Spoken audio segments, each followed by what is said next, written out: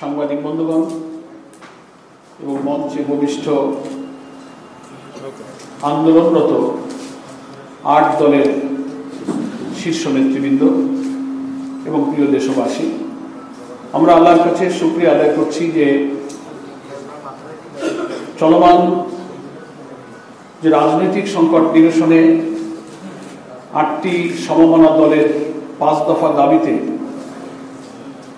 পঞ্চম দফা কর্মসূচির অংশ হিসাবে গতকাল রাজধানীর ঐতিহাসিক পল্টন মোড়ে বিশাল সমাবেশ অনুষ্ঠিত হয়েছে। দেশবাসী, নগরবাসী, প্রশাসন, আইন শৃঙ্খলা রক্ষায় নিয়োজিত যারা দায়িত্ব পালন করেছিলেন,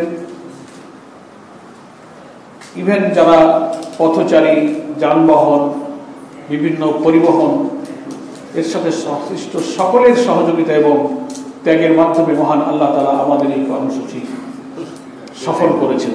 এই জন্য আল্লাহর কাছে আমরা শুকরিয়া আদায় করছি, আলহামদুলিল্লাহ।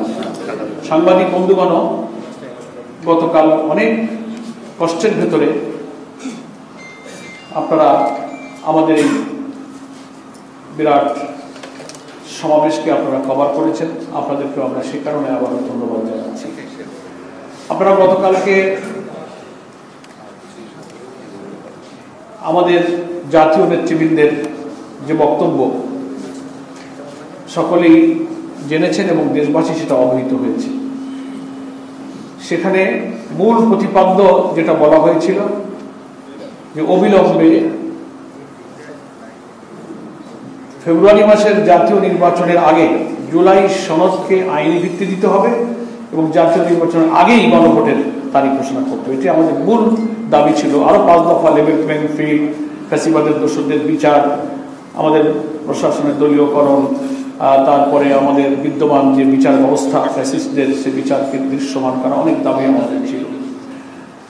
তো সেই দাবির প্রেক্ষিতে এই ঐতিহাসিক সমাবেশে সরকারকে অনুরোধ করা হয়েছে, সব যুক্তি পেশ করে বলা হয়েছে যে আমাদের জনগণের এই দাবি এখন, গণ আকাঙ্ক্ষার এই দাবি এখন সারা দেশের মানুষের দাবিতে পরিণত হয়েছে। সংবিধান বিশেষজ্ঞদের উল্লেখযোগ্য অংশ এটা মনে করে যে গণভোটের মধ্য দিয়ে জুলাই সনদ আগে অনুমোদিত না হলে জাতীয় নির্বাচনের কোনো আইনগত সাংবিধানিক কোনো ভিত্তি রচিত হবে, সেজন্য এটা আগে করতে হবে। তো সে ব্যাপারে আমাদের নেতৃবৃন্দ অনেক বক্তব্য রেখেছেন এবং গতকাল এই সমাবেশ শেষে ৮টি দলের শীর্ষ নেতা বিকালেই জরুরিভাবে একটা বৈঠকে মিলিত হয়েছিলেন পরবর্তী কর্মসূচির জন্য। দেশে বিদ্যমান যে রাজনৈতিক পরিস্থিতি, ফ্যাসিস্ট এবং তাদের দোসররা যে নতুন করে রাজধানীতে নাশকতা সৃষ্টির পায়তারা করছে, ১৩ তারিখে তারা শাটডাউন, লকডাউন ইত্যাদির নামে ইতিমধ্যেই বাস পোড়ানো, ককটেল নিক্ষেপ, হোটেলে হোটেলে অপরিচিত লোকদের ব্যাপক অবস্থান, এগুলো কাল জনসভা থেকে নেতৃবৃন্দ বলেছেন। এইসব বিবেচনায় আমরা সরকারকে দেশের পরিস্থিতি শান্ত রাখা এবং স্থিতিশীল রাখার প্রয়োজনে সহযোগিতা করতে আমাদের শীর্ষ নেতৃবৃন্দ প্রস্তুত। সেই জন্য পরবর্তী কর্মসূচির ক্ষেত্রে আমাদের এই দাবি যদি নিয়মতান্ত্রিক উপায়ে একটা আলোচনার ভিত্তিতে সরকার প্রধান উপদেষ্টা এবং তিনি ঐক্যমত্য কমিশনের প্রধান হিসেবে ডক্টর প্রফেসর ইউনূস ৮ দলের শীর্ষ নেতৃবৃন্দের সাথে সাক্ষাৎ দেবেন এবং আলোচনার মধ্য দিয়ে সমাধান হবে এবং নিষ্পত্তি হবে, এটিকেই আমরা সবচেয়ে শান্তিপূর্ণ উপায় মনে করেছি। এবং গতকালকের শীর্ষ নেতৃবৃন্দ সেই বৈঠকে প্রধান উপদেষ্টার কাছে জরুরিভাবে সাক্ষাৎ চেয়েছেন এবং সাক্ষাতেই রাজনৈতিক সংকট নিরসনে তারা চেষ্টা করবেন ইনশাআল্লাহ। তো সেই সম্পর্কে আমাদের সামনে কিছু কর্মসূচি ঘোষণার জন্য আজকে আবার আমাদের শীর্ষ নেতৃবৃন্দের বৈঠক ছিল বাংলাদেশ জামাত ইসলামীর কেন্দ্রীয় কার্যালয়ে।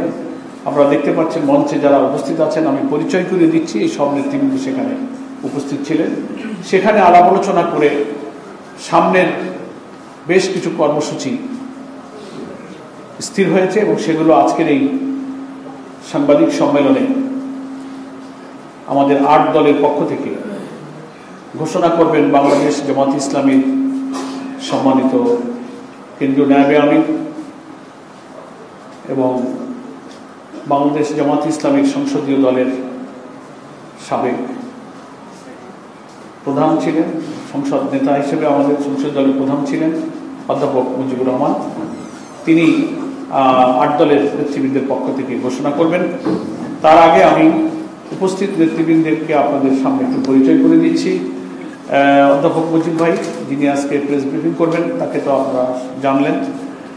জামাত ইসলামের পক্ষ থেকে আরও উপস্থিত আছেন আমাদের সহকারী সেক্রেটারি জেনারেল মৌলানা রফিকুল ইসলাম খান আছেন, আমাদের সানুল মাহমুদ জুবাইর ভাই আমাদের সহকারী সেক্রেটারি জেনারেল, আমাদের পাবলিসিটি এবং মিডিয়ার প্রধান কই জুবাইর ভাই ও আছেন, একটু হাত তুলে সবাই চিনতে পারে।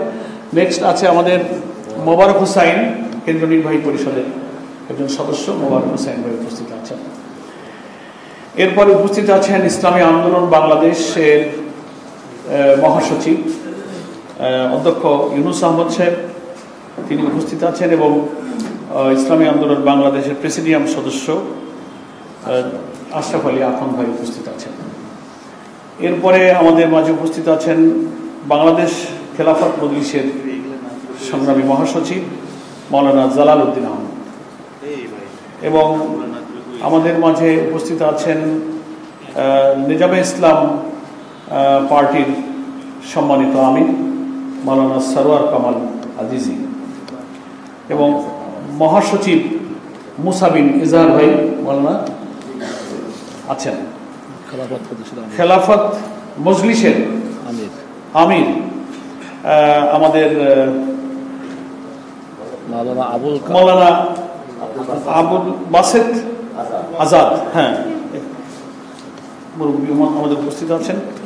এরপরে খেলাফত আন্দোলনের মহাসচিব আছেন মৌলানা ইউসুফ সাদিক হাক্কানি,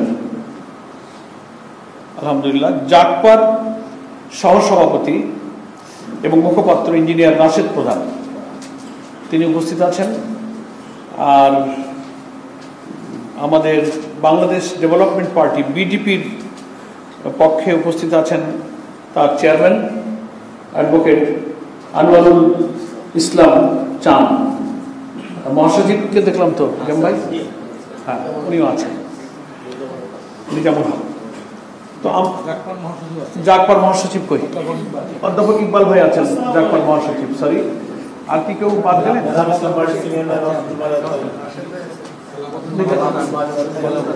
ও নিজাম ইসলাম পার্টির সিনিয়র নায়েবে আমির, তিনি উপস্থিত আছেন। খেলাফত মজলিসের যুগ্ম মহাসচিব অ্যাডভোকেট জাহাঙ্গীর ভাই উপস্থিত আছেন। খেলাফত আন্দোলনের প্রেসিডিয়াম সদস্য মাহমুদুল হাসান ভাই কই? ও মৌলানা তৌহিদুজ্জামান খেলাফত আন্দোলন উপস্থিত আছেন। খেলাফত মজলিসের যুগ্ম মহাসচিব অধ্যাপক আব্দুল জলিল ভাই আমাদের পিছনের চেয়ারে উপস্থিত আছেন। এই তো মোটামুটি আমাদের সব দলেরই নেতৃবৃন্দ এখানে আমরা আপনাদের সামনে পরিচয় করালাম। এখন আমাদের পক্ষ থেকে 8 দলের পক্ষ থেকে আমি অনুরোধ করছি বাংলাদেশ জামাত ইসলামের সম্মানিত কেন্দ্রীয় নায়েবে আমির, নায়িত থাকবে, অসুবিধা এখানে বলতে পারবেন, অধ্যাপক মুজিবুর রহমান ভাই, তিনি আমাদের এই কর্মসূচি ঘোষণা করবেন। এবং গতকালকের শীর্ষ নেতৃবৃন্দের বৈঠকে সম্মিলিতই সিদ্ধান্ত যে আমরা এই দাবি আদায়ের জন্য মূল কর্মসূচি হচ্ছে প্রধান উপদেষ্টার কার্যালয় যমুনার সামনে অনির্দিষ্ট অবস্থান, এটাই আমাদের মূল প্রোগ্রাম। তো আজকের বৈঠকেও সেটি সিদ্ধান্ত হয়েছে। তো সরকারের কাছে সাক্ষাতের সময় চাওয়া হয়েছে, সেই প্রেক্ষিতে নিয়মতান্ত্রিক উপায়ে সমাধানটাকে আমরা প্রাধান্য দিচ্ছি বলে ওনারা সময় দিতে চেয়েছেন বিকাল আজকে 4টার মধ্যে। তো সেই প্রেক্ষিতে আমরা এই সময়ের মধ্যে আমরা কিছু কর্মসূচি ঘোষণা করেছি, সেই অবস্থান কর্মসূচিও ঠিক থাকবে। আপনাদের কাছে এখন বিস্তারিত তারিখ ভিত্তিক কর্মসূচি ঘোষণা করছেন আমাদের 8 দলের পক্ষ থেকে সম্মানিত অধ্যাপক মুজিবুর রহমান। এইটা একটু না, এই মাইকটা এইটা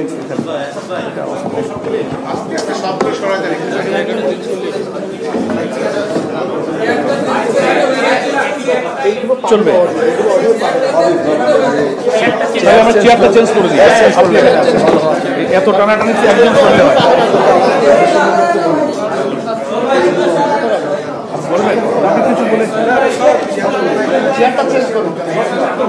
ভাই চেয়ারটা চেঞ্জ করলে হয়ে যায় না, মানে চেয়ারটা চেঞ্জ করলে সবচেয়ে ভালো হয়, এটাই করে।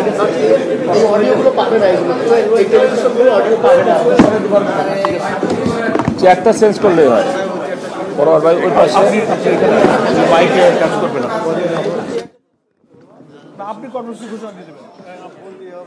হ্যাঁ হ্যাঁ, ওটা পড়ে দিলে হয়ে যাবে। তারপরে যদি কথা প্রশ্ন এখানে আছে।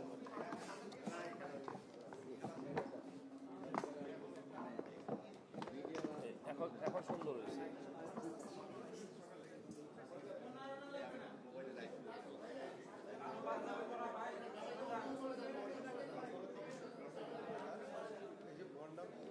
এবার তোমরা ঠিক করে দাও। এবার ঠিক আছে।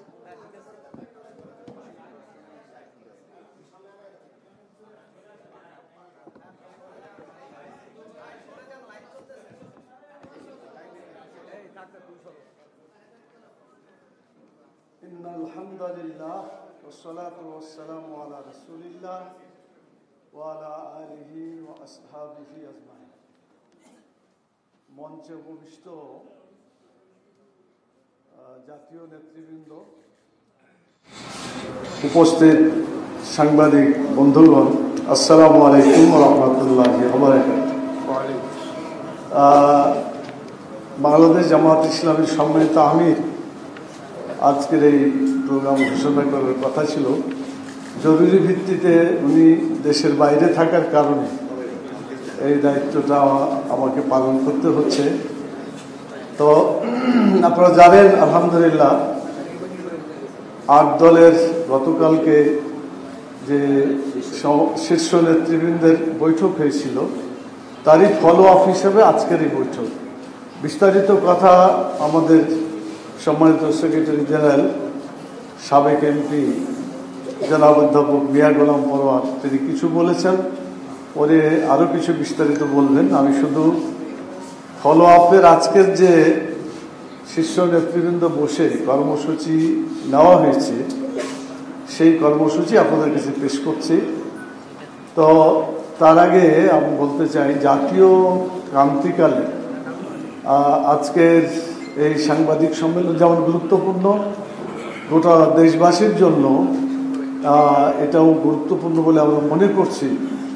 সামনে বিভিন্ন ধরনের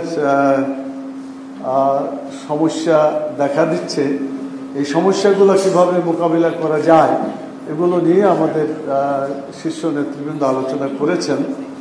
আমি এগুলো লিখিতভাবে আছে আপনাদের সামনে পেশ করছি, এর মাধ্যমে আশা করি আপনারা বুঝতে পারবেন। বিসমিল্লাহির রহমানির রহিম।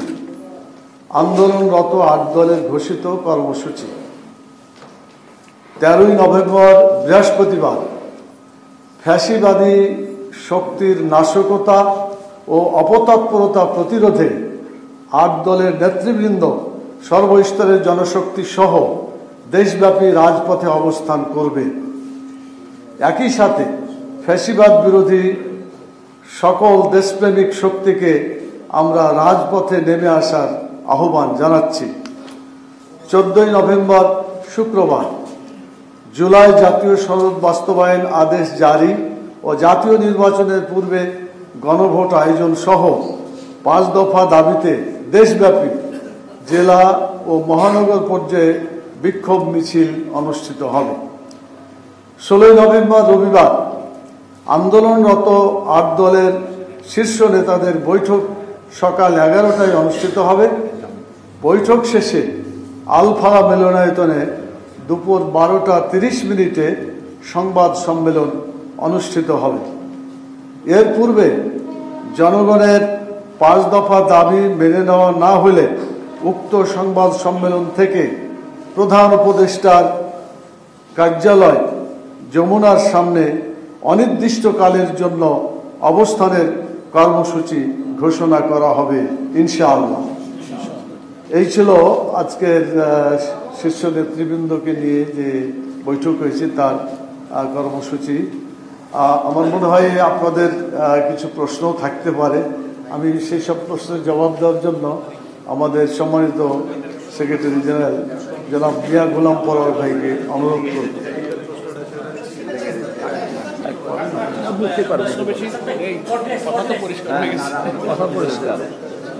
আপনাদের কথা তো খুবই পরিষ্কার, কর্মসূচিও খুব পরিষ্কার করে বলা হয়েছে। প্রেক্ষাপটটা বলা হয়েছে, জরুরি প্রশ্ন না থাকলে আমরা শেষ করতে পারি, আর জরুরি থাকলে আমাদের 8 দলের নেতারাও সাহায্য করবেন আপনারা প্রশ্ন করতে। জি, এখানে সবাই আছেন, 8 দলের প্রতিনিধি সবাই আছেন। হ্যাঁ, আপনারা আপনাদের এই আন্দোলনের চূড়ান্ত পর্যায়ে প্রধান উপদেষ্টার বাসভবন যমুনার সামনে অবস্থান করবেন। জি, প্রশ্ন হচ্ছে, রাজনৈতিক দলগুলো এখন একজন উত্তরবঙ্গে আর একজন দক্ষিণবঙ্গে বসবাস করছেন। আপনারা সামনে ফেব্রুয়ারিতে নির্বাচনকে কেন্দ্র করে আপনারা যখন রাজনৈতিক দলগুলো বিভেদ বাড়াচ্ছেন, তখন 4 নভেম্বরের মতো আমরা ইতিমধ্যে সারা দেশে আগুন জ্বলতে দেখছি এবং জনমনে এক ধরনের আতঙ্ক তৈরি হচ্ছে। প্রশ্ন হচ্ছে, এই যে আপনাদের মধ্যে বিভেদ, এই সুযোগে ফেসিবাদী আমরা যে ভাঙতে দেখছি, তারা আবার এসে দেশে বিপর্যয় তৈরি করে নির্বাচন বানচাল এবং দেশে আবার অরাজকতা তৈরি করবো কিনা। এরপর আপনারা আরেকটা বলছেন যে প্রধান উপদেষ্টা যদি আপনাদের সাথে দেখা করে, প্রশ্ন হচ্ছে যদি দেখা করে তাহলে আপনারা এই আন্দোলন প্রত্যাহার করবেন। ধন্যবাদ। আপনি 2টা প্রশ্ন করেছেন। একটা হচ্ছে যে আন্দোলনরত দলগুলোর মধ্যে বিভেদ বা অনৈক্য সেই মুহূর্তে নাশকতা এবং অরাজকতা তৈরি হয়েছে। আমরা মনে করি রাজনৈতিক দলগুলোর মধ্যে কর্মসূচিগত, দলীয় নীতি পদ্ধতি, পলিসিগত পার্থক্য থাকাটাই তো স্বাভাবিক, এটাই আছে। কিন্তু কোনো রাজনৈতিক দলের সাথে আমাদের কিন্তু দ্বন্দ্ব বা বিভেদ বলতে, তিক্ততা বলতে যেটা বোঝায়, আমরা আছে বলে এটা আমরা মনে করি না। জামায়াত ইসলামী সহ এখানে যত 8 দল আমরা আছি, প্রত্যেকটি রাজনৈতিক দলের সঙ্গে যে রাজনৈতিক সৌহার্দ্যপূর্ণ সম্পর্ক, আমরা সেটা মেনটেন করে চলছি, আমরা কোনো বিভেদ দেখছি না। দ্বিতীয় হচ্ছে যে প্রধান উপদেষ্টার সাক্ষাতের ব্যাপারে একজন উপদেষ্টা যিনি পলিটিক্যাল পার্টিগুলো অ্যাপয়েন্টমেন্টের দায়িত্ব পালন করেন, তিনি জানিয়েছেন আজকে বিকাল 4টার মধ্যে এই সাক্ষাতের সময় তিনি জানাবেন। আমরা আশা করি যে সে কথা অনুযায়ী সময় দেবেন এবং 8 দলের নেতৃবৃন্দ সাক্ষাতে যাবেন, শীর্ষ নেতৃবৃন্দ, এবং সেখানেই রাজনৈতিক এই সংকটের, জুলাই সনদের আইনগত ভিত্তি, গণভোট ইত্যাদি প্রসঙ্গে সহজেই সেটা ইনশাল্লাহ সমাধান হবে। তারপরে তো পরবর্তী বৈঠকের কথা শুনলেন, 16 তারিখ সকাল 11টা। এই কয়দিনের পরিস্থিতি, উপদেষ্টার সাথে বৈঠক, সবকিছু নিয়ে শেষ কথা ওই দিনই শীর্ষ নেতারা বলবেন। সে পর্যন্ত আমাদেরকে ধৈর্য ধরা আর দেশের জন্য দোয়া করা। একদম সেটা হচ্ছে, আপনারা এর আগে আমরা দেখেছি অনিলেভেন হয়েছে, রাজনৈতিক দলগুলো ভিন্ন মতের কারণে অনিলেভেন হয়েছে, এটা অনেকটা এটাই বড় কারণ বলা যায়। আবার একটা আমার সহকর্মীকে প্রশ্ন করলেন, একটা কর্মসূচি দিয়েছে, তো দিল্লি থেকে নানান কর্মসূচি আসছে বাংলাদেশে, এরকম একটা সময় আপনারা এক হতে পারছেন না, এবং বিএনপি বারবার বলছে আপনারা মুখে ফেব্রুয়ারিতে নির্বাচনের কথা বললেও আপনারা নির্বাচন পেছানোর জন্যই এই কর্মসূচিগুলো দিচ্ছেন, এটা আপনাদের একটা চক্রান্ত। বিএনপির এই কথাটা একেবারেই অসত্য। আমাদের জাতীয় নেতৃবৃন্দ গতকাল মঞ্চ থেকে বলেছেন আমরা ফেব্রুয়ারিতে নির্বাচন চাই। আর কিভাবে বললে ওনারা এটা বিশ্বাস করবেন, সেই ভাষা ওনাদের বলতে হবে। আজকেও আমরা বলছি যে আমরা 12ই ফেব্রুয়ারিতে নির্বাচন চাই। 8 দল এবং আমাদের বাংলাদেশ জামাত ইসলামের আমির আপনাদের রেকর্ড বলবে যে আমরাই আগামী রমজানের আগে নির্বাচনের দাবি প্রথম আমরাই করেছি সর্বপ্রথম।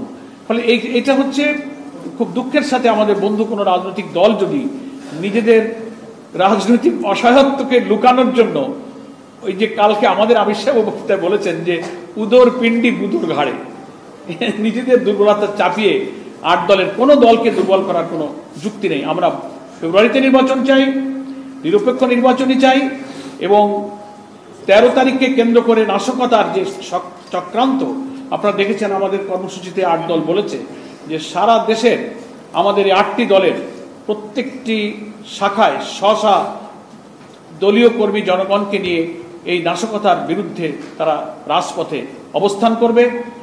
দেশের স্থিতিশীলতা রক্ষার জন্য আমরা মনে করি অন্যান্য রাজনৈতিক দল বিএনপি সহ প্রত্যেকের, যারা আমরা ফ্যাসিবাদ বিরোধী আন্দোলনে ছিলাম, এটা প্রত্যেকের দায়িত্ব এই দেশকে অশান্তি, ইভেন আপনারা যেটা প্রশ্ন করছেন একটা অজানা আতঙ্কের কথা, 111 সহ নানান অশান্তির কথা, এটা কেউই আমরা কামনা করি না। আমরা ফ্যাসিবাদ বিরোধী আন্দোলনে যারা ছিলাম, আমরা অন্তত এই ইস্যুতে সবাই ঐক্যবদ্ধভাবে আমরা ফ্যাসিস্ট এবং ফ্যাসিস্টদের দোষরদেরকে আমরা কখনোই রাজনীতিতে এই নাশকতার কোনো সুযোগ আমরা দেব না, প্লিজ একটু কথা বলবেন। আপনারা লক্ষ্য করেছেন আমাদের আমিরে জামাত খুব স্পষ্টভাবে বলেছেন যে যারা জুলাই সনদের আইনি ভিত্তি এবং এটাকে বাস্তবায়ন, সেজন্য গণভোট, এটা যারা মেনে না দিবেন তাদের নির্বাচন একেবারে 2024 সালের আমি আর দামি নির্বাচনের পরে 5 বছর যোগ করে 2029 তাদেরকে অপেক্ষা করতে হবে। এটা মানলেই আগামী যে নির্ধারিত সময় আমরা দাবি করছি, আমরা সকলে মিলে, ওনারাও দাবি করেছেন, সেটা নির্বাচন হবে। এটা না মানলে একেবারে এটা আমরা মনে করি যে সকলেরই উচিত মেনে নেওয়া, যাতে আমাদের সকলের কথা ঠিক থাকে। এটার ভিতরে কোনো যদি দ্বিমত কেউ পোষণ করে, তাহলে যারা দ্বিমত পোষণ করছেন তাদের ব্যাপারে জাতির প্রশ্ন সৃষ্টি হবে যে তারাই এই নির্বাচন চাচ্ছেন না। আমাদের নির্বাচন আমরা যে এই ফেব্রুয়ারিতে চাই, এটা বিশ্বাসযোগ্যতা নিয়ে কোনো প্রশ্নের অবকাশ নেই। এমনকি আমাদের নেতারা একথাও বলেছেন, জুলাই সনদ, নির্বাচনের গণভোট সহ এটা মেনে নিলে আমরা তার আগে জানুয়ারিতেও আমরা নির্বাচন করতে রাজি, জানুয়ারিতেও আমরা চাই। তো আমার মনে হয় শেষ সরকার একটা সিদ্ধান্ত নিতে যাচ্ছে, সেটা হলো গণভোট হবে, সেই বেশ কয়েকটা প্রশ্ন রাখবে। এই বিষয়গুলো আপনারা বলতেছেন এবং বিএনপি যে রুট অফ ডিসেন্ট আছে সেই ডিসেন্টগুলো প্রশ্নের মধ্যে রাখবে। এখন সরকার এই সিদ্ধান্ত চূড়ান্ত হতে যাচ্ছে যে গণভোট নির্বাচনের যে একদিন হবে, এখন আপনাদের সাথে এই বিষয়টা বসে আলোচনা করবে। আপনারা কি সরকার একটা অধ্যাদেশ দিলেই আপনাদের কর্মসূচি স্টপ হয়ে যাবে, নাকি গণভোট শেষ হওয়া পর্যন্ত আপনাদের কর্মসূচি? প্রথম কথা হচ্ছে, সরকার কি সিদ্ধান্ত নিতে যাচ্ছে এটা লোকের মুখে কথা শুনে তো আমরা বিশ্বাস করবো না। আমরা অফিসিয়ালি কিছু জানি না ওনারা কি সিদ্ধান্ত নিতে চাচ্ছেন। নোট অফ ডিসেন্ট অলরেডি ঐক্যমত্য কমিশন, গণভোটের কোনো বিষয় নয়, 48টি বিষয়ে ঐক্যমত যা হয়েছে সেটি গণভোটে চলে যাবে। কোনো নোট অফ ডিসেন্ট গণভোটের সাবজেক্ট হবে না, এটা সবাই আমরা একমত হয়েছি। আমরা বলে আপনাদেরকে ধন্যবাদ জানাতে পারি।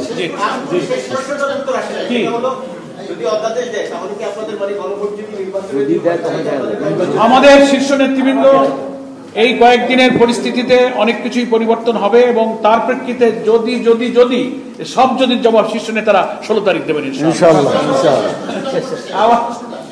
এটাই শেষ।